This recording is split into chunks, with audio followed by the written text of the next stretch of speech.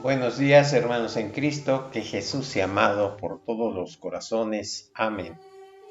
El día de hoy, 24 de marzo, la Iglesia recuerda en conmemoración a San Óscar Romero, obispo y mártir, entre otros más. Mucho me temo, mis queridos hermanos y amigos, que muy pronto la Biblia y el Evangelio no podrán entrar en nuestras fronteras. Nos llegarán las pastas nada más, porque todas sus páginas son subversivas. Subversivas contra el pecado naturalmente. Yo me temo que si Jesús entrara por la frontera, allá por Chalatenango, no lo dejarían pasar. Al hombre Dios, al prototipo de hombre lo acusarían de revoltoso, de judío extranjero, de enredador, con ideas exóticas y extrañas. Lo volverían a crucificar. Beato Rutilo Grande, sermón de Apopa, el 13 de febrero de 1977. 20 días después de pronunciar esta homilía, el 12 de marzo de 1977, el padre Grande moría acribillado a balazos junto a dos campesinos cuando volvía de celebrar misa. Fundador de las comunidades de base.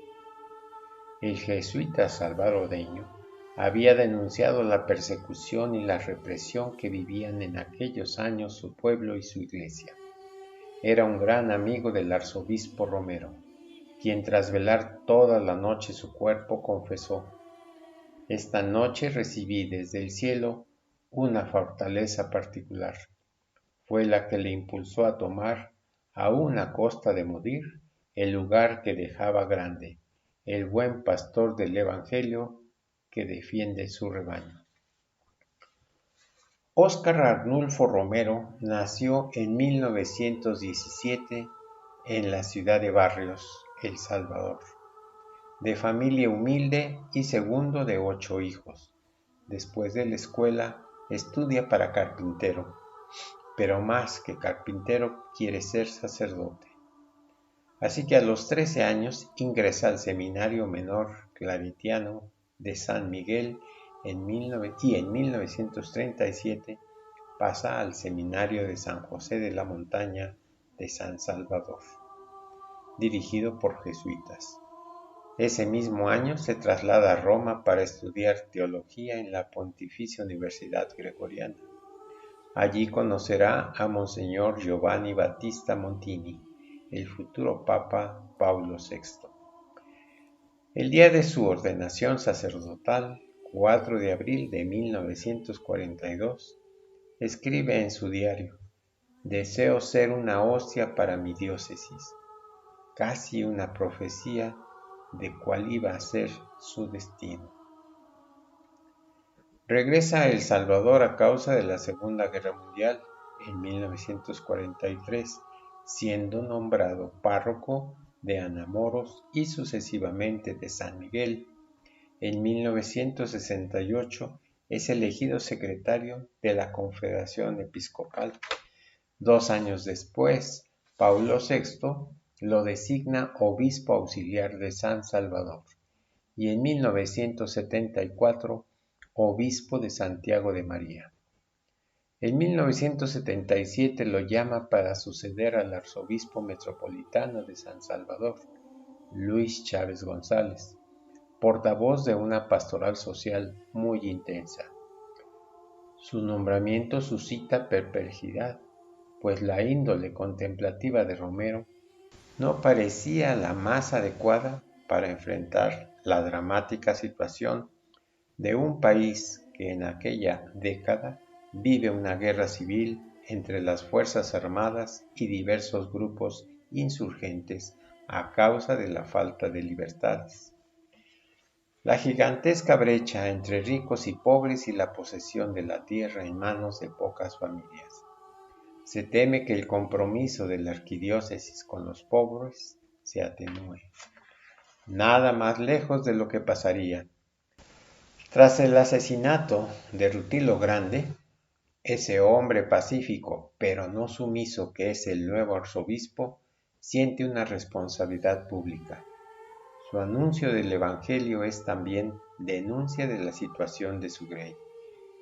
Crea inmediatamente una comisión para la defensa de los derechos humanos y se hace voz de los que no la tienen. Llama a la reconciliación acompañada de la justicia, pero no justifica la violencia revolucionaria como respuesta a la institucional y apela con fuerza a soluciones negociadas. Las madres de los desaparecidos, los campesinos, los expropiados con su rebaño, con este pueblo no cuesta ser un buen pastor, dice. Y sus homilías son cada vez más multitudinarias. A los que le reprochan que está haciendo política, responde: lo que busco no es política, sino por necesidad del momento estoy iluminando la política de mi patria. Es porque soy pastor y es a partir del Evangelio que es una luz que tiene que iluminar las calles del país. Los 3 años de la vida de Romero como arzobispo de la capital salvadoreña son su calvario y el culmen de su misión. Los asesinatos de campesinos, sacerdotes y catequistas arrecian. La opción preferencial del arzobispo por los pobres pasa por ser una forma de agitación social. Se boicotea la transmisión de sus homilías por la radio diocesana, que en un solo año sufre 10 atentados con bombas, mientras estrecha el cerco en torno a su persona. Algunos sectores de la jerarquía eclesiástica lo marginan o lo abandonan a su suerte. No obstante, su labor comienza a ser reconocida en el ámbito internacional, tanto que en 1979 es candidato al Premio Nobel de la Paz y en febrero de 1980 la Universidad Católica de Lovaina le otorga el doctorado honoris causa por su defensa de los derechos humanos. Allí Romero pronuncia el discurso que será considerado como su testamento. Entre nosotros, dice, sigue siendo verdad las terribles palabras de los profetas de Israel. Existen entre nosotros los que venden al justo por dinero y al pobre por un par de sandalias, los que amontonan violencia y despojo de sus palacios, los que aplastan a los pobres, los que hacen que se acerque un reino de violencia, acostados en camas de marfil, los que juntan casa con casa y anexionan campo a campo hasta ocupar todo el sitio y quedarse solos en el país. Es pues un hecho claro que nuestra Iglesia ha sido perseguida en los últimos 3 años, pero lo más importante es observar por qué ha sido perseguida. No se ha perseguido a cualquier sacerdote ni atacado cualquier institución. Se ha perseguido y atacado a aquella parte de la Iglesia que se ha puesto del lado del pueblo pobre y ha salido en su defensa. Y de nuevo encontramos aquí la clave para comprender la persecución a la Iglesia: los pobres. El 23 de marzo de 1980, Domingo de Ramos, pronuncia en la Catedral de San Salvador el sermón que ha pasado a la historia como la homilía de fuego. Después de una nueva oleada de asesinatos que deja en una semana 43 cadáveres, lanza desde el altar un llamamiento a los hombres del ejército. Ante una orden de matar de que dé un hombre, afirma, debe de prevalecer la ley de Dios que dice no matar. Ningún soldado está obligado a obedecer una orden contra la ley de Dios. Ya es tiempo de que recuperen su conciencia y que obedezcan antes a su conciencia que a la orden del pecado. En nombre de Dios, pues, y en nombre de este sufrido pueblo cuyos lamentos suben hasta el cielo cada día más tumultuosos, les suplico, les ruego, les ordeno en nombre de Dios, cese la represión. Al día siguiente, un descapotable rojo se para enfrente de la capilla del Hospital de la Divina Providencia, donde el arzobispo está celebrando misa. De la ventanilla trasera asoma un rifle, pero los fieles que miran al altar no pueden verlo.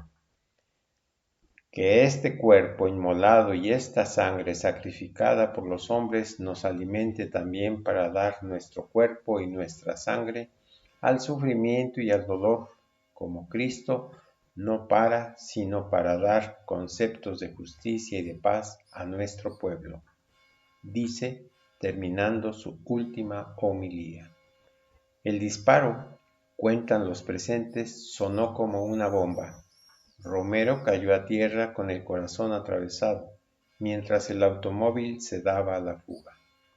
3 décadas después de su muerte se supo que los escuadrones de la muerte habían pagado a su asesino $114. En los años terribles que siguieron a su muerte, la memoria de su sacrificio dio un sentido al dolor de las familias que perdían a sus hijos en el conflicto.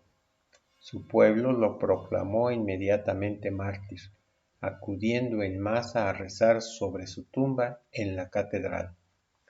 Sobre 2 pilares apoyaba Monseñor Romero su esperanza, un pilar histórico que era su conocimiento del pueblo, al que atribuía una capacidad de encontrar salidas a las dificultades más graves, y un pilar trascendente que era su persuasión de que últimamente Dios era un Dios de vida y no de muerte, que lo último de la realidad es el bien y no el mal.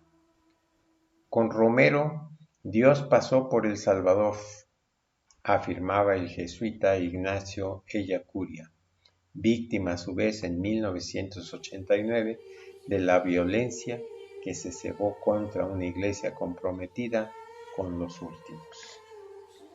El Papa Francisco, declarándolo mártir por odio a la fe, lo proclama beato en febrero de 2015, tras un largo proceso que, como recordaba el postulador de su causa, el arzobispo Vicenzo Paglia, conoció no pocas dificultades, tanto por la oposición al pensamiento y acción pastoral del arzobispo, como por la situación conflictiva que se había creado en torno a su figura. Romero se convirtió en el primero de la larga lista de nuevos mártires contemporáneos, venerado también por la Iglesia Anglicana.